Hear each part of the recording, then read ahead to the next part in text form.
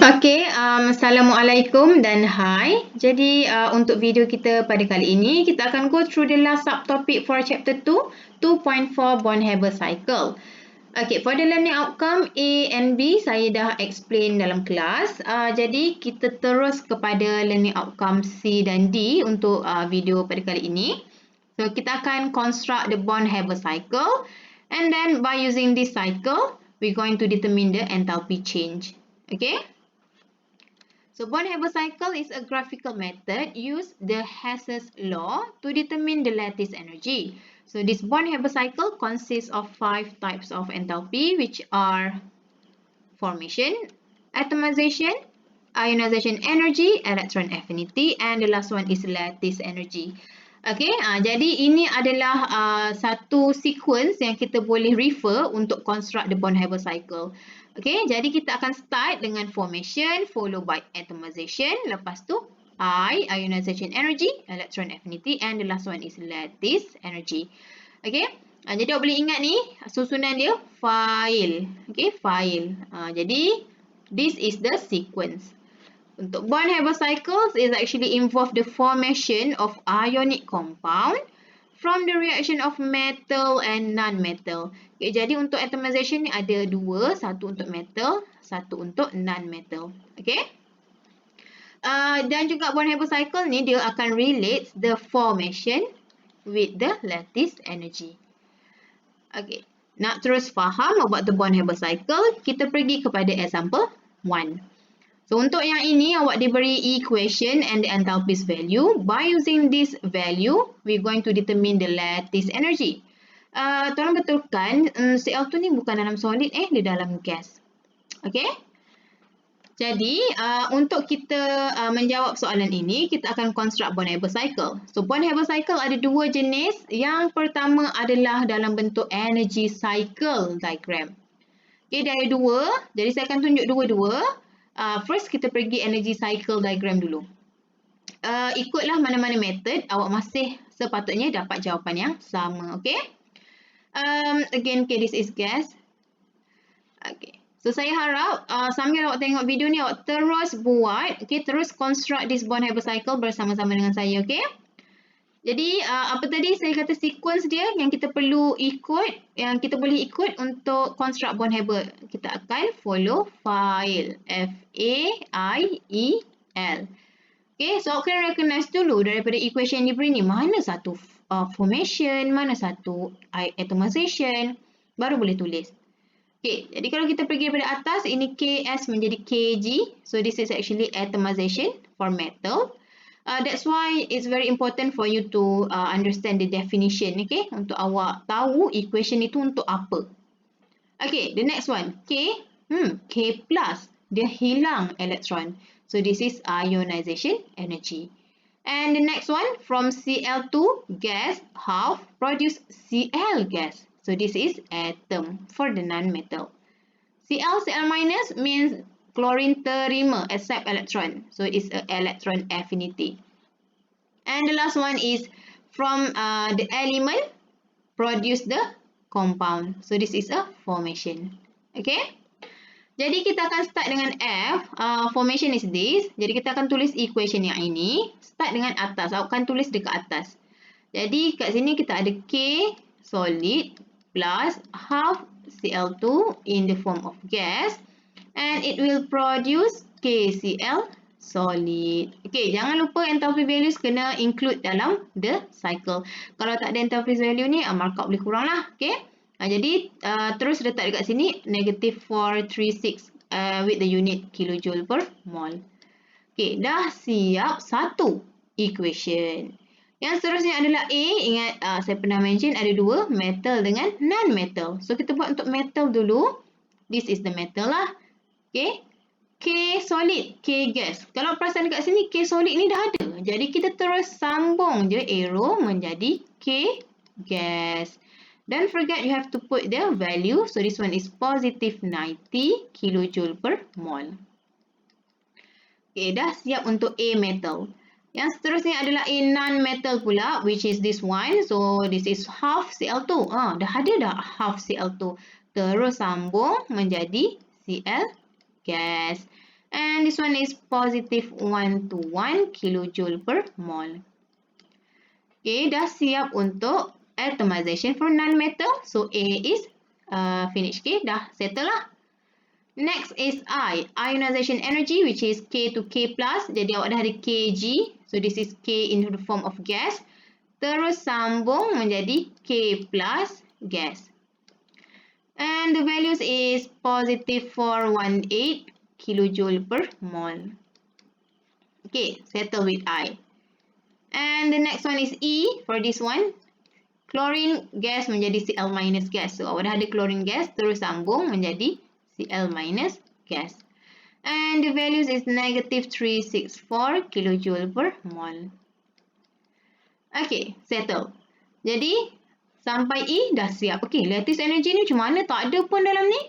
Janganlah risau sebab kalau lattice energy walaupun tak diberi dalam the equation, actually kita boleh dapat daripada sini. Okay, macam yang saya mention tadi, Born-Haber cycle dia akan connect the formation with the lattice energy kerana lattice energy when 1 mole of solid ionic compound is formed from its ion. So ion react dengan ion, awak akan dapat solid ionic compound. So this is a delta H lattice. Okay, jadi kita pun dah siap sampai L. So file settle. So next adalah kita nak kira this delta H lattice value. So di sinilah kita akan apply Hess's law. Di mana enthalpy change is same one step or a series of step. Jadi yang ini satu step terus dapat produk. Atau dia pergi bawah dulu untuk hasilkan ion dulu, baru react untuk dapat produk. Jadi dekat sini kita boleh letak 90 plus 418 plus 1 to 1 plus negative 364 plus delta H lattice. Okay, jadi kalau saya total up, all of this enthalpy value is equals to negative 436. Okay, by apply Hess's law. Jadi apa yang tinggal sekarang adalah semua orang untuk tekan calculator sampai you dapat delta H lattice value. So untuk yang ini sepatutnya awak akan dapat negative value sebab delta H lattice memang negative value 701 kilojoule per mole. Dah siap untuk example 1. Okay, jadi saya harap semua orang boleh ikut sequence ni, file ni dan construct the energy cycle diagram. Seterusnya dapat kira lattice energy. Okay, so hopefully boleh yang ini kita teruskan menggunakan example yang sama tapi sekarang nak pakai method yang kedua, energy level diagram. Okay, again ini dalam gas. Energy level diagram pula second method. So masih menggunakan sequence yang sama iaitu file, kita akan construct Born-Haber cycle in the form of energy level diagram. So bila dia energy level diagram, awak kena ada axis. Jadi kita akan satu axis. And this is energy. Okay. Jadinya sekarang, okay, saya ke bawah lah. Okay. So kita akan start dengan formation. This is the formation. Okay, tadi kan kita dah label. So this is the formation. So we're going to start with this. So samalah kalau tadi kita akan start dengan formation juga. Cuma bezanya energy cycle tadi formation dekat atas. Sekarang formation kita akan start daripada bawah. Jadi energy level diagram ni kita akan start daripada bawah. Okay. So kita tulis equation tapi jangan start daripada bawah sekali tau. Nanti saya akan mention kenapa. Jadi kita akan start mungkin dekat tengah ni sikit. So K solid tambah half Cl2 gas. Okay, jangan terus tulis anak panah KCl solid. Okay, that's not the correct way for the energy level diagram. Kerana arrow ini kita akan follow the sign. So kalau sign dia negatif, dia akan turun bawah. Kalau sign dia positif, dia akan naik atas. Okay, jadinya sekarang lepas awak dah tulis reactant ini, okay, letak satu garis sebagai platform dia. This is negative. Jadi arrow kena turun bawah. So ini akan menghasilkan KCl dalam bentuk solid. Jadi kita pun tulis kat sini negative 436 kilojoule per mole. Okay, barulah siap untuk F. Itu beza dia sikit lah untuk energy level diagram. So, ini kita akan label dengan kosong kerana kita start dengan dia. Okay, ini dah ke bawah dah jadi negatif. So, this is 0. Okay. Yang seterusnya adalah A. Remember A ada 2 untuk metal dengan non-metal. So, kita akan siapkan untuk metal dulu. Which is this. From K to KS to KG. Ini yang kita akan buat. So, sekarang sama juga. Dia punya arrow. Kalau positif akan naik atas. So, this is a positive value. And it's a 90. Okay. Lagi satu untuk energy level diagram ni. Gap dia, ini adalah gap. Okay, gap between the line, between garis platform ini mesti equivalent to the enthalpy change value. Maksudnya, kalau kat sini 436, awak tak boleh lukis gap untuk 90 ni lagi besar daripada yang ni. Okay, dia tak adalah awak kena exactly kena ukur pakai pembaris ke, tapi yang penting nampak. Okay, nampak gap dia untuk 90 is smaller. Jadi since that's only 90 compared to 436, so kita akan buat gap dia kecil je lah, maybe around here. Okay. Jadi, daripada sini, apa yang awak ubah? Awak ubah K solid menjadi K gas. Jadi, kita pun tulislah K dalam bentuk solid. K dalam bentuk solid menghasilkan K dalam bentuk gas. So, ini awak tak ubah langsung, salin balik. Okay, jadi untuk energy level diagram ni, kita akan tunjuk apa yang berubah. So, yang tak berubah tu kita salin je balik. Don't forget the enthalpy value, positive 90 kilojoule per mole. Okay. Settle with this. The next one is non-metal, which is ini equationnya. Okay, positif. So, naik atas 121. Jadi, kena besar sikit lah daripada gap ni. So, mungkin around here. So, naik atas. Okay, apa yang awak ubah? Half Cl2 gas menjadi Cl gas. So, this one takkan terlibat dalam reaction ini. Jadi, kita salin je balik yang ini sebab dia tak berubah. Tambah, ini yang awak ubah. Okay, ini yang terlibat dalam reaction. Half Cl2 gas menghasilkan Cl gas. And the value is positive 121 kilojoule per mole. Okay, kejap Okay, kita padam dulu yang ini. Okay. So, untuk yang ini kilojoule per mole. Okay, settle. A is settle. So, next is I, ionization energy, which is from K gas to K plus. Jadi, ini yang terlibat. Tengok dia punya sign positif, so akan naik atas 418. Jadi, kena besar lagi daripada ni lah. Okay, ni 436. Jadi, awak boleh agak-agak lah dia punya gap. Yang penting, kita nampak beza dia. Okay, so maybe around here. Ke sama tu? Okay, kejap lah. Buat besar lah.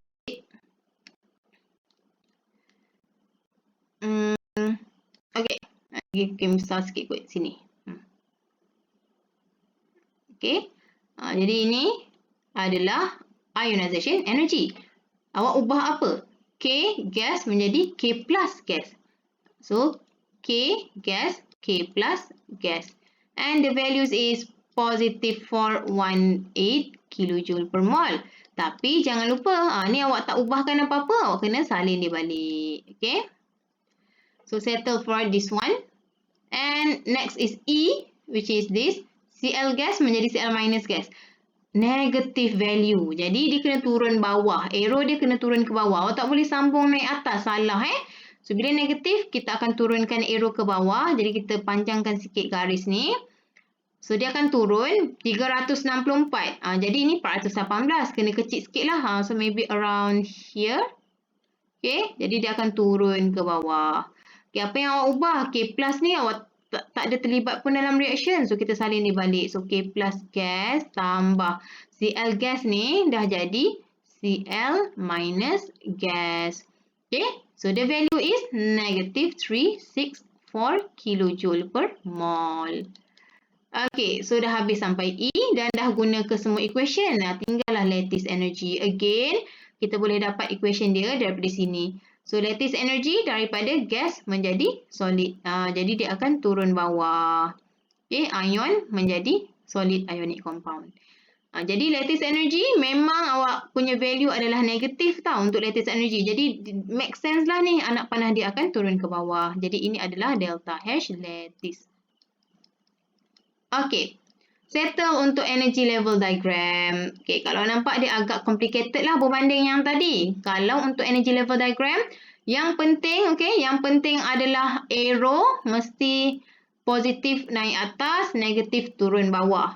Dan awak akan start dengan F formation dan label kosong. Okay. Seterusnya adalah gap. Kita boleh nampak beza dia. Yang 90 ni janganlah lagi besar pula daripada 418. Jadi, the gap is important between the platform line ni.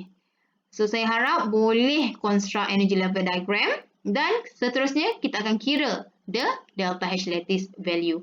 So, sama juga by applying the Hess's law. Okay, kita start dari sini. Kosong. Ini satu jalan. One step. Turun bawah. Terus dapat case L solid. Yang jalan yang seterusnya naik atas dulu, turun bawah, baru dapat case L solid. So, this is a series of step. This is one step.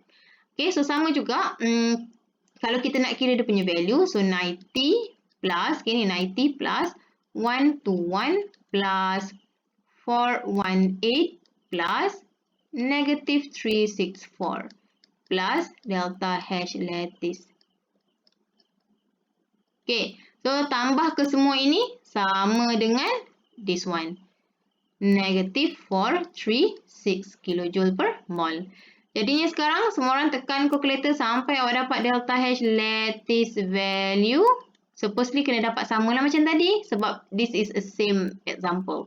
Negative 701 kilojoule per mol. Dah siap untuk energy level diagram. Jadi saya harap boleh construct both form method of the Born-Haber cycle. Energy cycle awak boleh buat, energy level diagram pun awak boleh buat. Okay. Tetapi soalan tidaklah fixkan kepada awak method apa yang you kena guna. Actually, you can choose. Okay, awak boleh pilih awak nak energy level ke, awak nak energy cycle. Jadi awak boleh pilih mana satu Born-Haber cycle yang awak nak construct. So based on these two, mana yang awak rasa lagi senang, bolehlah awak guna method tersebut. Okay. Jadi bagi saya akan menggunakan energy cycle method lah yang tadi. Okay. Yang ini perlu tahu juga, kena tahu juga macam mana nak construct. Okay. Yang penting tahulah arrow atas bawah tu. Jadi bila jawab soalan boleh pilih nak guna method yang mana satu. Okay. So hopefully boleh faham kedua-dua method. Seterusnya for example tu tolong buat dan upload your answer. Okay. Pilihlah mana satu method yang awak nak guna. Okay, ini saya highlightkan sebab enthalpy of sublimation tak pernah dengar pun enthalpy of sublimation. Tetapi by the definition sublimation of Na, sublimation bermaksud daripada Na solid terus jadi gas. So, solid jadi gas. Kalau perasan, equation ini sama dengan atomization. So, actually, for this one, kita boleh guna juga untuk enthalpy of atomization lah. Jadi, ini adalah A. Okay. This is the answer. So, hopefully, you boleh dapat jawapan ni lah. Kalau tak dapat, means ada salah lah kat mana-mana tu. Jadi, tolong construct the Born-Haber cycle and then determine the lattice energy. Okay. Yang seterusnya, yang ini pun saya nak awak buat dan upload juga. Okay, that's why saya pernah mention tadi, energy level diagram is perlu awak tahu juga kerana soalan boleh bagi dalam bentuk macam ini. So, already construct to you, you have to fill in the blank. So, I want you to fill in the blank, these two, okay, apa yang terlibat dekat sini. And then seterusnya, please label the enthalpy. Delta H1 apa, delta H2 apa. Contoh, okay, this is delta H1. So, daripada elemen menjadi compound. So, it's actually formation. Okay. So, kita pun tulislah delta H1 enthalpy of formation. Tapi, kalau awak jawab enthalpy of formation sahaja, belum lengkap lagi. Awak kena specify. Untuk siapa?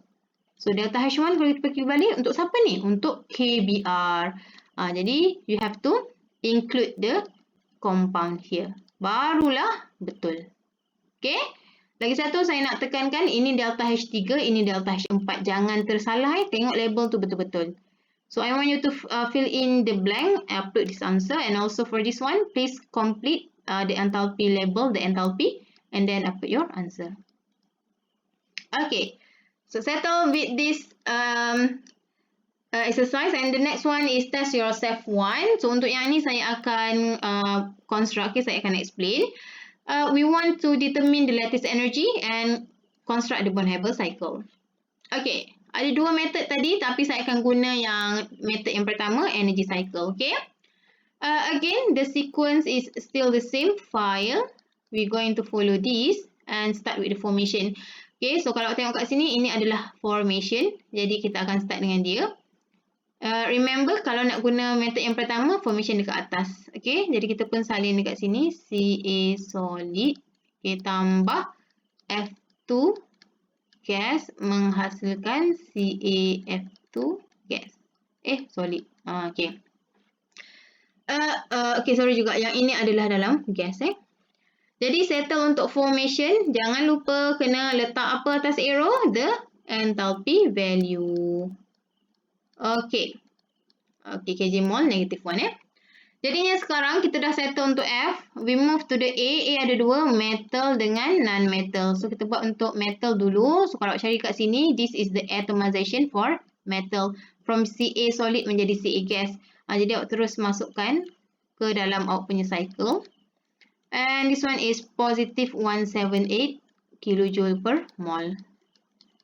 Okay, settle with the metal. Next is non-metal. This one is fluorine gas. Kalau kita tengok dekat sini, enthalpy of atomization is this, from half F2 gas to F gas. Okay, atom. Dalam value yang diberi kepada awak ini, half F2. Tapi, in your Born-Haber cycle, awak ada F2 instead of half. Jadi, ini, kalau F2, dia akan menjadi 2F gas. So, by using this value, okay, by using this equation and value, actually kita boleh dapat F2 kepada 2F.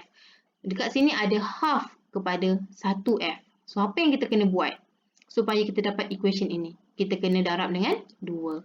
Okay? Jadi kat sini boleh nampak, tak semestinya sebiji kita akan salin. Kita boleh juga ubah dia punya equation tu, darab 2 ke, darab 3 ke. So, kena tengok the Born-Haber cycle. So, bila awak darab equation dengan 2, ini pun kena darab dengan 2. So, dekat sini kita akan tulis positive 159 times 2. Kalau nak darab terus pun boleh juga, kilojoule per mole.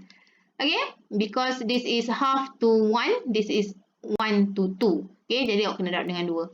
So, settle for the A. So, next is ionization energy for this one. Okay, boleh nampak tak dekat sini ada 2. Ca kepada Ca plus kepada Ca2 plus.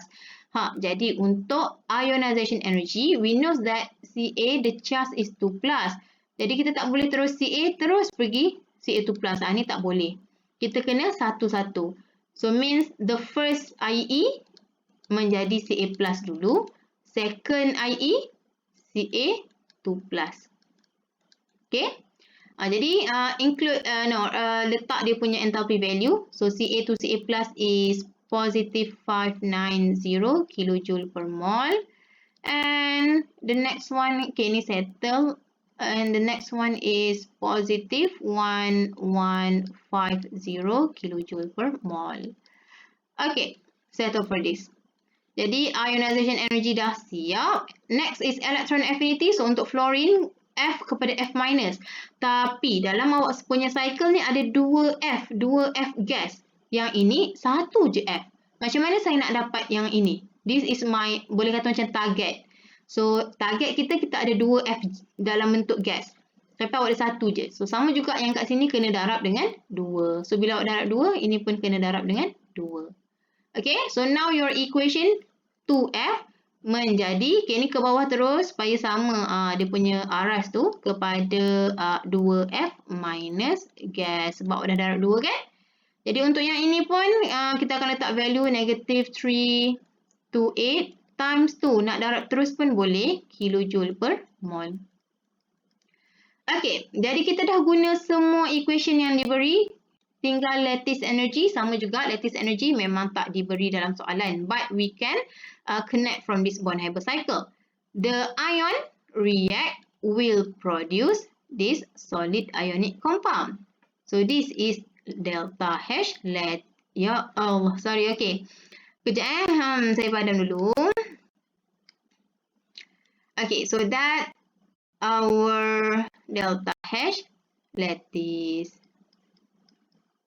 Okay, jadinya sekarang kita akan guna Hess's law untuk kita kira delta H lattice ni berapa. Sama juga, this is one step, this is a series of step. Jadi turun bawah baru naik atas. Ni direct, satu jalan terus dapat.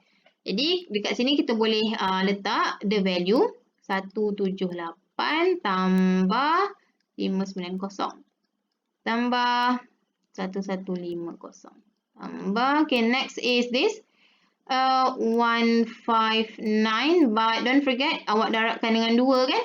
Jadi yang ni kena darab dengan 2. Okay, tambah, next is this also times with 2 plus delta H lattice. So all of this total equals to 1, okay, negative 1220 kilojoule per mole. Okay, jadi apa yang awak kena buat sekarang, semua orang tekan kalkulator sampai dapat delta H lattice value. So sepatutnya akan dapat dalam negatif 2800 kilojoule per mole. Okay, dah siap untuk test yourself 1. Okay, jadi saya harap semua orang boleh faham untuk konsep yang ini. Awak kena tengok juga equation dia. Tak semestinya direct kita boleh terus masukkan dalam Born-Haber cycle. Jadi ada juga kita kena guna konsep yang macam kita belajar di algebraic method yang kita kena darab 2 tu ke. Okay, so kena follow the equation dalam Born-Haber cycle. Kalau kena darab 2, enthalpy pun kena darab 2 juga. Okay, jadinya sekarang saya dah settle yang ini. Dah buat sampai file dah habis. Dah kira dah the value. Dan kita dah construct the Born-Haber cycle. So I hope that boleh faham for this one. Boleh cuba untuk test yourself too. And then upload your answer. Upload your answer. And also test yourself 3. Juga buat and then upload your answer. So ada dalam 4 soalan lah yang saya minta buat. Okay, example 2 and then fill in the blank with the delta H enthalpy, label the enthalpy value. Test yourself 2, test yourself 3. Jawapan pun dah ada. Jadi harapnya boleh construct Born-Haber cycle. Okay, boleh pilih nak energy level diagram ke nak energy cycle diagram. And determine the delta H lattice. Okay, jadi saya harap boleh construct the Born-Haber cycle. Boleh juga maybe construct the energy level diagram.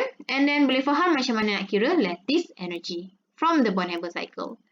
Jadi itu sahaja untuk video pada kali ini. Kita dah habis chapter 3. Thank you for listening.